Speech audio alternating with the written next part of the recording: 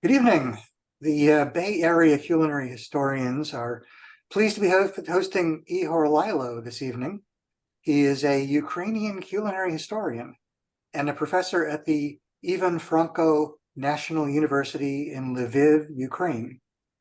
But he is currently a visiting professor at the University of California, San Diego as part of their Scholars at Risk program. Professor Lylo will be speaking to us tonight on the history of the cuisine of the Ukraine and the way it has forged a cultural identity that is helping to keep the people of Ukraine united during this terrible time. He writes, quote, "Today, as many years ago, Ukrainians courageously fight for their freedom against Russian imperialism and tyranny. A crucial part of their struggle is their gastronomic identity." Please join me in welcoming Professor Lylo. Thank you very much, Andy. It's a great honor to me, for me to be here and to be speaker for all of yours today. So first of all, forgive me for some of the kind of the mistake what I can do in the time of my presentation. My English is still rusty and I'm not native speaker, but I hope so you will understand everything. So in case if some of my message you will lost, just ask me about this in the end of my presentation. And I'm try not to be very boring in the term of my presentation, and I hope so you not to start to sleep. So it's from the one point, it's very easy to talk about the specific of the gastronomic culture in Ukraine today. The world learned about the Ukraine only during the time of this horrible war. When I have been in the US 5 and 10 years ago, I was constantly asked about what is the differences between Ukraine, Poland, or Russia. Today, this question is not longer relevant, so we can talk about the specific of Ukrainian cuisine, about Ukrainian flavors, and about the specific of the Ukrainian war for the Ukrainian independence. Honestly, when I start my scientist career more like 25 years ago, the focus of my research was a history and differences between Greek, Armenian, and Jewish community in Eastern and Central part of Europe in 15th to 18th century. But in the time of my research, I saw many of the interesting archive documents and another kind of the sources which informed what kind of the special things these merchants imported on the territory of Central Europe. And I start to think about, okay, who was the consumer? Who consumed all of these things? And what was the specific of the cuisine on the border between Ukraine and Poland? That means that approximately 10 years ago, I'm just corrected my focus research and start to write about Ukrainian cuisine. The institute, it's an independent institute in Lviv, which has a name, Institute of the Galician Cuisine, sometimes make me a little bit confused, because the people ask me, oh, Galician cuisine, it's probably you're a specialist in Spain, because, in Europe, we have two Galician region. One is the north part of the Spain, which we call like Galicia, and the second one, which we call like Galicia, on the territory between Ukraine and Poland. But actually today, I'm prefer to speak about the general Ukrainian cuisine and Ukrainian specific of the cuisine in the time, especially of the war. The past year, I have had the opportunity to see how books about the Ukrainian cuisine are present in the USA libraries and in the Western world. And, I was not surprised. Information about the new Ukrainian cuisine is just beginning its journey to the Western readers. But the paradox is that that this book are also relative new to Ukrainians as well. Ukrainian cuisine, it's a part of the Eastern European tradition. In our cuisine, we have a lot of the elements of breads and vegetables. What is the consequence of our tradition, agricultural tradition, and very good standard of the soil and climate, and a lot of the very good quality clean water. This land was very attractive for the inhabitants, but unfortunately was attractive for the conquerors as well. And this war, by the way, ladies and gentlemen, in many cases, it's not only about, Mr. Putin or imperial tradition of the Russia. This war is about Ukrainian water. Probably not about Ukrainian soil only, but about water. It's a resource which we will see in the future in the world, and this resource, it's very valuable. So, and Ukrainians has a mostly and wonderful water in eastern part of Europe. But when I'm talking about the specific of Ukrainian cuisine, Ukrainian cookbook, sorry, I would like to say a little bit about the specific of the Ukrainian cookbooks printing per se. So what I mean, the first Ukrainian cookbooks were first published only in 19th century. Until then, Ukrainian lands were divided between two empires, between Russian Empire, which was a country under the eastern lands of the Ukraine was under the control of the Russian Empire, and Polish-Lithuanian Commonwealth and Austria, like a next empire.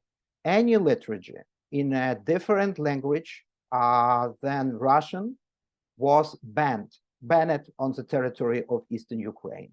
However, Austria was a much more liberal country. This book, what you can see on the screen right now, was published in a city, Lemberg. So it was in the past, actually, the name of the city where I am come from, because Lviv in Ukrainian language means like city of lion. It's a very old city, which has a more like 786 years old, was founded by old Ukrainian King Daniel and named for his son Leo. So, but in the Russian language, you can find this name like Lvov, in German language Lemberg, or in Polish language Lvov. So this book was very important for Ukrainian gastronomic culture. Has a name Kucharka Ruska. It means that it's Ruska because it's not the Russian, but it's the old name of Ukrainian nations which came from the old name of Ukrainian state like Kiev Rus. In the past, Ukrainian was called like a breadbasket of Europe. And many people knows that Ukraine is very known like a country which produced a lot of the wheat. And this war show how Ukrainian wheat, it's very important for the Africa, for the territory of Mediterranean area. And as you know very well, I'm just remind this information, Russia in the time of the war tried to stop of delivering of the Ukrainian wheat to the north part of the Africa. But wheat, it's not only one specialization of Ukraine. Honey is one of the oldest and very important components of the Ukrainian cuisine on the world. And it's a huge surprise for many of my listeners here and students in UCSD or another university that the United States consumes approximately 10% of the honey original from Ukraine. The first information about honey produced and the control under this things from the state we have from 9th to 10th century from old Ukrainians documents.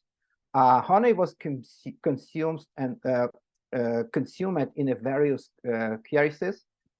For example, such popular still in Ukraine, it's an alcohol which we call like medovucha. So it's a honey beverage, and doesn't matter which state you have a plan to visit in Ukraine, like a tourist, like visitors, in every cities, in every villages, you can find the people who have fabric made medovucha or home production medovucha, what is still very popular. The number one position, like country who imported a lot of the Ukrainian honey is Poland. The second position, Germany. The number 3 position has Belgium. Number 4 position has the United States and other country in the world as well. But the question of Ukrainian wheat is it's more interesting in a case of United States as well.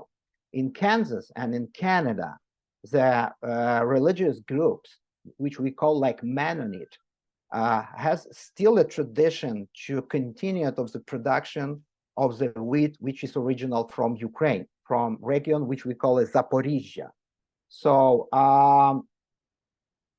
this wheat, which the Mennonites still produce, have a good crops today as well.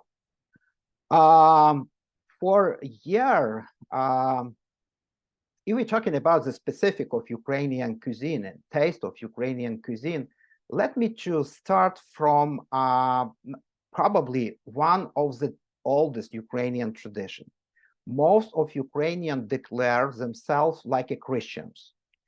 Every year, Ukrainian families get embroiled and in discussion and debates about the one crucial dish. I mean, right now I'm talking about the kutya. So you can see on your screen how is the kutya views. Some people believe that kutya should be dry, while others prefer the wet kind of the kutya. So my recommendation, if you have a plan to visit Ukraine after the war, in the time of the Christmas periods, be careful. If someone invites you to a party, the Christmas Eve, and several types of the kutya from different household members will stay on the table, be careful with your compliment. I know it's issues from my family as well, because my wife and my mother has completely different views how a taste of kutya we should to have. So when sometimes it's sometime in the air we can see a lot of the sparks, if you understand what I mean. So another one, very specific issues which people argued a lot about, who was the first man or woman in Ukraine who prepares the coffee. So actually I'm from the city which name it like a unofficial capital of the coffee culture in Ukraine. In Lviv, we have 100 different coffee shops, and people in Ukraine prefer to drink a coffee in the cities, but tea tradition still exists and dominated in villages. So in opinion of my colleagues, my opinion, the first coffee shops we founded in on the territory of Ukraine, it's city which has the name Kamenets-Podilsky. The Kamenets-Podilsky, it's the middle part and little bit south part of Ukraine, has been under the occupation of the Turkey army in the second half of 16th century. And it looks very possible that the Turkey made the first coffee shops on the territory on Ukraine. In Kamenets-Podilsky, right now you can see what was the view of this beautiful castle in the city. Some of my American students said, oh, probably Disney has been here, you know, in the past. So I don't know it's similar or not, but people have some kind of ideas that probably it looks like. So Ukraine as a country, it's a multi-ethnic country, and we have a lot of the groups, ethnical groups of the Tatars, Crimea Tatars, Greek, Romanian, Poles, Hungarian, and Jews. So in question of the Jewish cuisine in present Ukraine, we have a very specific situation as well. The great tradition of the Ashkenazi Jews minority were completely, unfortunately, destroyed in the 20th century. The pogroms, Holocaust, and the anti-Semitic policy of the Russian authorities did allow the open practice of the kosher food tradition. Even now, there we have a few only good Jewish restaurants in Ukraine, including my city, Lviv, and there are a lack of the specialists in this kind of the field. So on the screen, you can see the most popular Jewish dish in Ukraine, so kugel. But of course, everybody, like all of you, which are great specialists in different cuisine, knows about gefilte fish. Another one, dishes which original are from Ashkenazi group on the territory from Odessa on the south part of Ukraine to the territory of present Polish and Germany. Let's talk a little bit about one more issues of Ukrainian cuisine. Oh, sorry, yeah. Ukrainian cuisine in the world and in the United States has a lot of the different stereotypes. What I am hated actually, because it's a stereotype about Ukrainian cuisine, like very fat and very I don't know how to say in English, sorry. It's like cuisine difficult to consume. What I'm completely disagree. First of all, the pork is very popular in Ukrainian cuisine today, but it's a tradition which starts only in the second half of 19th century. It was a moment when on the territory of Ukraine, west, the process when we used a feed pigs with a result of the increased consumption of the pork and the used a lot of this project in a cooking. Mostly of the consumers has opinion about Ukrainian cuisine, like cuisine about pork, we call in Ukrainian salo, and Ukrainian horilka, which much more known in the world like a vodka. But believe me, it's only one element, very popular, but not dominated in Ukrainian cuisine today. What is not completely known for the customers, it's such good and interesting fish tradition in the fish tradition in the territory of Ukraine, especially in the south part of Ukraine. The population of Vilkovo is a small town located where the Danube flow into a Black Sea, and predominantly of the old believers, we call in Ukraine staroviri. This group was isolated for many, many years, and this minority group starts in the 18th century, in a moment when people this group escaped from the Russia and looks for another place for the living. And this group was, as I said, isolated for more like 200 years. In Ukraine, unofficially, we call for this place like a little Ukrainian Venice. These people living on the small islands, artificial islands per time, and have a very interesting recipe how to prepare especially kind of the fish, what you see on the screen, which we call like Dunayka. The problem is that they prefer this community don't prefer to communicate with the visitors. Therefore, the cuisine of the old believers can only be appreciated with the help of the travel agency, and the list of this travel agency is very, very short, unfortunately.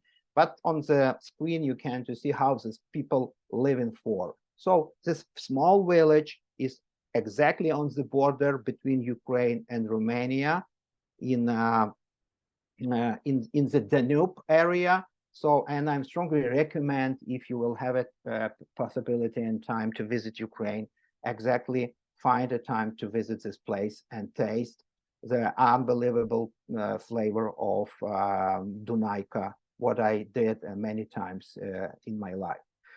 The next point, it's very sad story, unfortunately for me today, but BACH mess. It's a special, interesting, I don't know how to say, it's not a dishes, it looks like watermelon honey. So it is the south part of Ukraine previously produced hundred watermelon, which we sold for the Ukrainians and outside, but local population in a few villages, local inhabitants in a few villages, known how to produce a special essential from watermelon honey and create watermelon from watermelon juice and rebuild to the special watermelon honey what we can to consume like some kind of the sweet, but in the same moment like some kind of the normal honey. So why I am very boring about this dishes, because as you know, a few months ago, in the time of the full Russian invasion, the Russians destroyed the dam on the Dnipro River, and it might disappear due to water.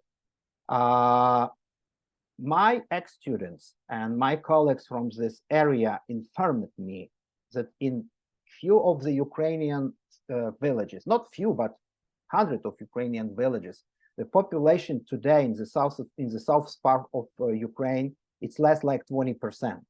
So, and I'm not sure how this tradition to be continued in the future, but it was a very successful project for the last 10 years. Of course, I can't to avoid, you know, the very no Ukrainian specific. It's Ukrainian vareniki.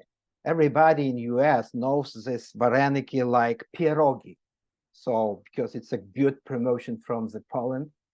Pierogi and vareniki constantly it's the same, but some kind it's a differences. The Ukrainian taste of vareniki, it's potatoes and cheese, or more cheese. But in Poland, the Poles like peoples and like Poland like a country prefer to make the vareniki only with the potato or with the mushrooms, or in different another kind of the production. My mother, it's my favorite dishes from the home. My mother, she's unfortunately passed away a few years ago. She can make during the 2 hours more like 100 or 150 vareniks, you know, in our home. And my family can to spend these dishes during the next week. So, and mother made a few different varenik with potatoes, with cheese. In a period of the summer, vareniki we made with some kind of the sweet element, like with the apple, for example. So it's an interesting dessert as well. All over the world, subsequent generation of Ukrainian community retain this is culinary tradition. In USA and in Canada, Ukrainians joke that all their churches and Sunday schools have been built using fundraising for selling homemade Ukrainian food. I saw this tradition here in the United States many times, and this tradition still exists, and vareniki is popular, is a popular dishes in the time of all American and Ukrainian fact of the moment of the celebration of the different holidays, like Halloween as well. I saw a few days ago that one Ukrainian family announced in the Facebook and shows a special, like a plate with vareniki and informant. This vareniki will be only for children, but one varenik per child. So it's like, not about the candy Ukrainian things, but about the vareniki as well in the time of the Halloween. So it's a new tradition and new interesting things what we can to observe here in United States. The next slide, the next picture is about the very hard issues for all Ukrainians, but it's very known issues in the world as well. It's about Ukrainian artificial famine, which was made by the Stalin regimes in 1932, 1933 in Ukraine. We call for this victim like a Holodomor. We don't know exactly how much people was murdered, by the Stalin regimes in the time of the Holodomor, but it looks like between 4 to 6 million of the people on the territory Ukraine was murdered by the artificial famine. And the consequence of this fact still have the influences to Ukrainian society today. So the positive moment, only one positive moment, what we can to observe in the case of the Holodomor, it's the fact that Ukrainian, as a memory about the famine and memory about what happened on the territory of Ukraine, united the people today in a time of this war, what Russia provide against of Ukraine in this moment. The issues of Ukrainian identity in the case of the gastronomic tradition still exist. Ladies and gentlemen, let me to open a small secret about myself. I'm wanted on the list in the Russia. So as the one social activist and historian, professor of history, and the one of the member of the team who helped to Ukrainian government prepare a special documents which put Ukrainian famous dishes borscht on the list of the UNESCO.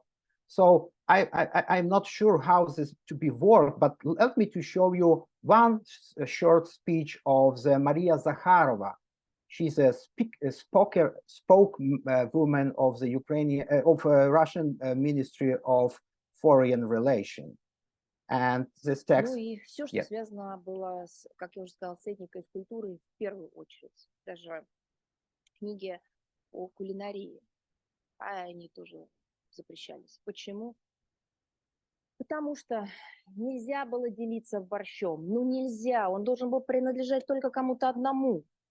Вот только кому-то одному, какому-то одному народу, одной национальности. А так, чтобы он был общий, и чтобы в каждом городе или в каждом регионе каждая хозяйка могла приготовить его по-своему, нет. На компромиссы идти не хотят. Так это и есть то, о чем мы говорим: ксенофобия, нацизм, экстремизм во всех видах. So welcome to the world of the gastro-extremists. So it's absolutely unbelievable term. When I am just talking about, the people look at me like completely, crazy. But it's our reality. Today, every activity of Ukrainian specialists in gastronomic culture or in the case of the Ukrainian identity, it looks like from the side of the Moscow, like the extremism. So we don't know how it's worked, but it's a fact. You saw this moment in the time of my presentation. Borscht, it's the most common dishes in Ukraine, but not also, of course, in Ukraine.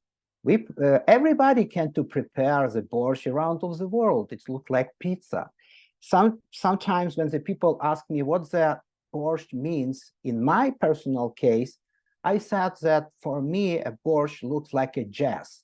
So every of yours can to prepare these wonderful dishes, and every of yours will have an original recipe.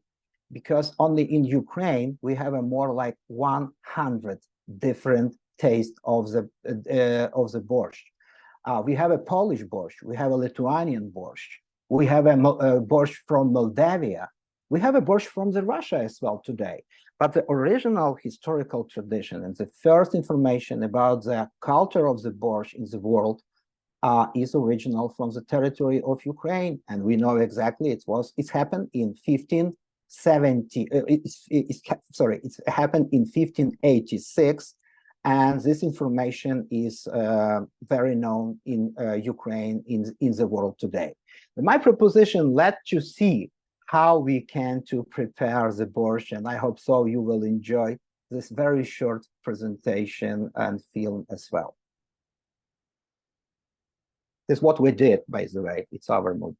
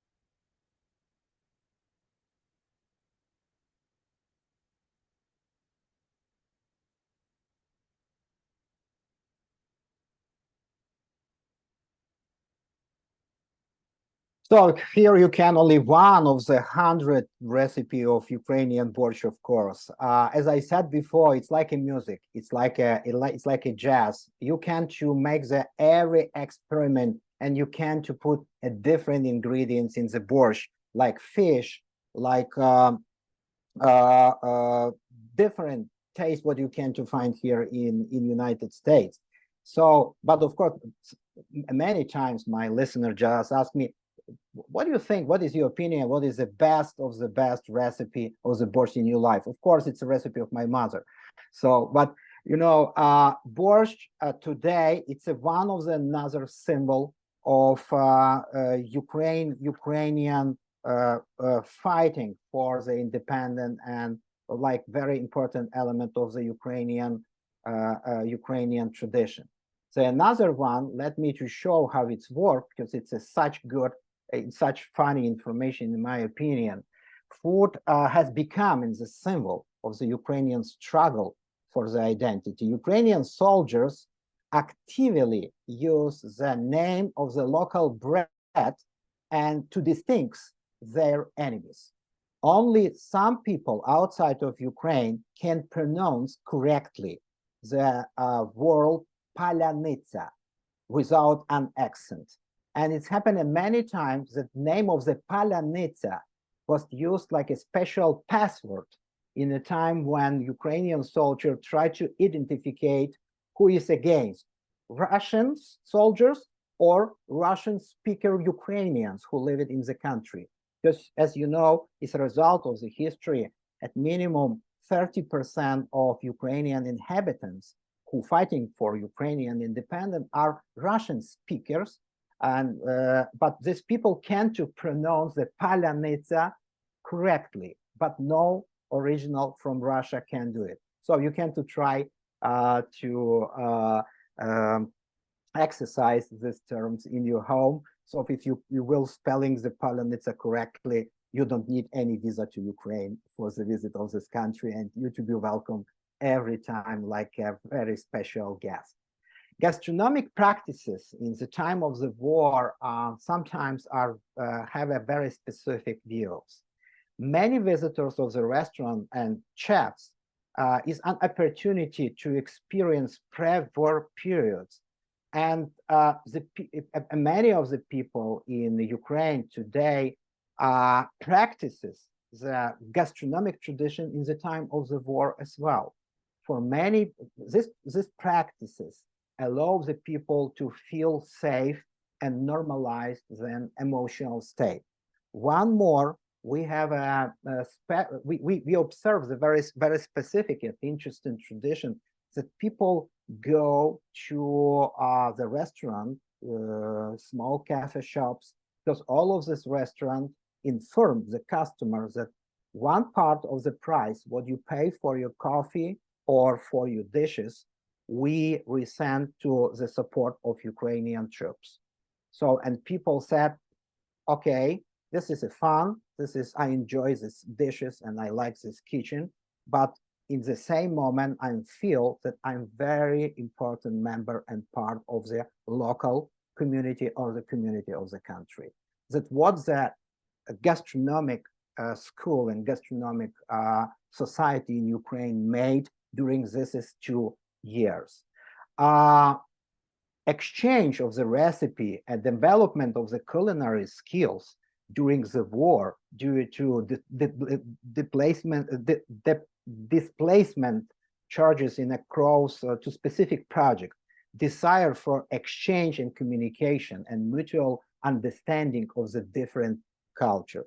Today in Ukraine, we have a more like 7 million of the displaced people, like me including. You know, it's the biggest tragedy after the Second War, but I saw many times what Ukrainians, especially women, start to do in a moment when removed from Ukraine to Poland, United States, Canada, wherever, in all of the world, including Japan. These people immediately start to prepare a borscht and start to promote these dishes for a host, for people around. And today, this dishes, believe me, it's like the one of the element of the national proud and national element of the national resistance in the time of this war. Conclusion: Ukraine remains a crucial part of the global food market. Memory of the Holodomor, what I mentioned before, has united people in Ukraine and around of the world. Ukraine has finally taken its place in the world gastronomic map, and today this war, this horrible war, marked Ukraine on the map of the world. And today I have no problems here in the United States like Ukrainians with the identification when I'm just informed the people who ask me where I'm from, that I'm from Ukraine. So all of these people knows where is this country. My obligation, my part of the obligation like researcher and like historian to promote more information about about specific of Ukrainian cuisine. Ladies and gentlemen, thank you very much for your attention and so for your pension, for many of your comments, what I'm a little bit so in the chat.